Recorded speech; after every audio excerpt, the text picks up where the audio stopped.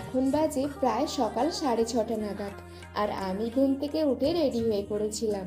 যে মেয়ে কিনা সকাল 9টার আগে ঘুম থেকে ওঠে না, সে নাকি আজ সকাল 6টায় ঘুম থেকে উঠে পড়েছে। তো সবার প্রথমেই চলে এসেছিলাম আমাদের স্ট্যান্ডে। ওখান থেকেই বাস ধরে যেতাম ধর্মতলা। আর ধর্মতলা থেকে আমি এই স্টেট বাসে করেই যেতাম, কারণ স্টেট বাসের জানলাগুলো না খুব বড় বড় হয় আর হাওয়াটাও বেশ লাগে। আর এসি বাসে গেলে না আমার খুব ভমিটিং হয়, খুব প্রবলেম হয়, তাই আমি এসি বাস খুব একটা বেশি প্রেফার করি না। তো সকালে যেহেতু তেমন কিছু খাওয়া হয়নি আর পৌঁছাতেও প্রায় 12টা-1টা বেজেই যেত, তাই চা খেয়ে কিছু খাবার দাবার কিনে উঠে পড়েছিলাম বাসে।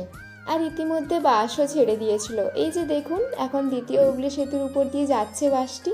এরপর তো টানা 3-3.5 ঘন্টা ঘুম দেওয়ার পর যখন ঘুম ভাঙে, তখন দেখি বাস এসে থামে একটা মেছেদার ধাবার সামনে। তো ওখানে কিছুক্ষণ থেকে আবার বাসটা চলতে শুরু করে। তো মেচেদা থেকে প্রায় 2-2.5 ঘন্টা পরে আমি পৌঁছে যাই বালিশাইতে।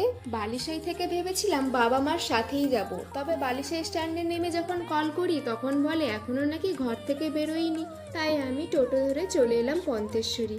পন্তেশ্বরী থেকে 2-3 মিনিটের হাঁটা পথ ছিল। এখন আমি হেঁটে হেঁটে যাচ্ছি মামার বাড়িতে। এই যে ব্লু কালারের ঘরটা দেখতে পাচ্ছ, এটা হচ্ছে আমার মামার বাড়ি। মামার বাড়িতে সরস্বতী পুজো হচ্ছে। তো প্রথমে ঢুকেই দেখি আমাদের সুন্দরী সেজে গুজে দাঁড়িয়ে আছে, আর আমাকে দেখে কিছুটা লজ্জাও পাচ্ছে।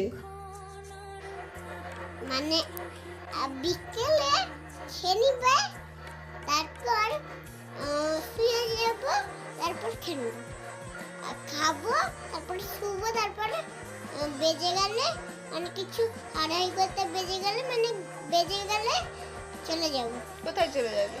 নাচের কাছে। দিয়ে নাচের ক্লাসে গিয়ে কি করবি? সেখানে একটু আর বোনের সাথে গল্প করতে করতে আমি এখানে মুড়ি মাখানো খাচ্ছিলাম। মামি আমাকে মুড়ি মাখানো করে দিয়ে গেছিল। এরপর খাওয়া শেষ করেই বাইরে আসতে দেখি বাবা মাও পৌঁছে গেছে। তো এরপর লাঞ্চ কমপ্লিট করে আমি ভাইদের নিয়ে চলে গিয়েছিলাম। ভাইদের কুইজ কম্পিটিশন ছিল। তো এখন চলছে ক বিভাগের কুইজ কম্পিটিশন, আর জিষ্ণুর কম্পিটিশন ছিল খ বিভাগের সাথে। তো খ বিভাগের লেট হতো বলে আমি, বনি আর ভাই চলে এসেছিলাম বাড়িতে। বাড়িতে আসতে না আসতেই দেখি সন্ধ্যা আরতি শুরু হয়ে গেছে।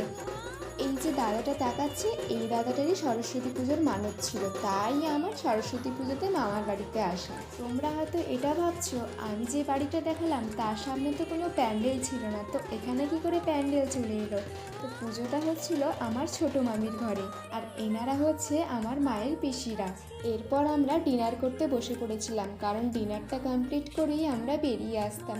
কারণ কালকে আছে বাবার মার্কেট, মায়ের স্কুল, ভাইয়ের স্কুল, টিউশন সব কিছুই কামাই হয়ে যেত, তাই আজ রাতেই আমরা চলে যাচ্ছি। টাটা, গুড নাইট, চলে গেলাম আমি। হ্যাঁ। তো যখন মামার বাড়ির থেকে রওনা দিয়েছিলাম তখন ভাবিনি এতটা বিপদ হবে বলে। রাস্তায় আমার ছোট মামার সাথে দেখাও হয়েছিল। উনি বলেও ছিলেন যে এখন যেও না, যেতে পারবে না। তো বাবা ভেবেছিল বাবা ঠিক চলে যাবে ড্রাইভ করে। তো প্রথম বাবার অতটাও প্রবলেম হচ্ছিল না, বাবা ঠিকঠাক করেই চালিয়ে নিচ্ছিল গাড়িটা।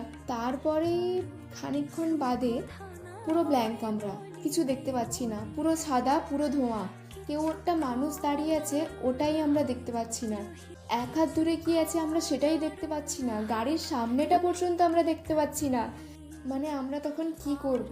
না ঘুরে যেতে পারছি, না এগোতে পারছি, কারণ আমরা পুরো মাঝ রাস্তায় দাঁড়িয়ে। কিছুই বুঝতে পারছি না কি করব আমরা। তো যখন বালিশাই স্ট্যান্ডে উঠি তখন হালকা হালকা কুয়াশাটা ছেড়ে যায়। তখন ভাবি যে ঠিক আছে, চলে যেতে পারবো। ঠিক রামনগর স্টেশনটা পেরিয়েছি, তারপর আবার যেইকে সেই বললে ভুল হবে, আরও বেশি ঘন করে চেপে এলো কুয়াশা।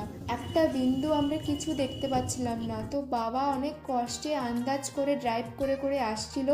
ভাই, আমি, মা তিনজনেই গাইড করে দিচ্ছিলাম বাবাকে। আর গাড়ি চলছে 5-10 এইরকম স্পিডে।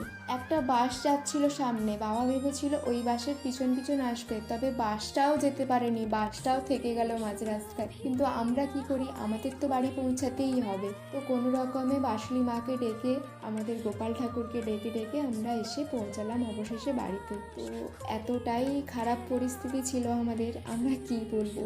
তো আজকের দিনটা এভাবেই ছিল। তো দেখা হচ্ছে পরের ভিডিওতে।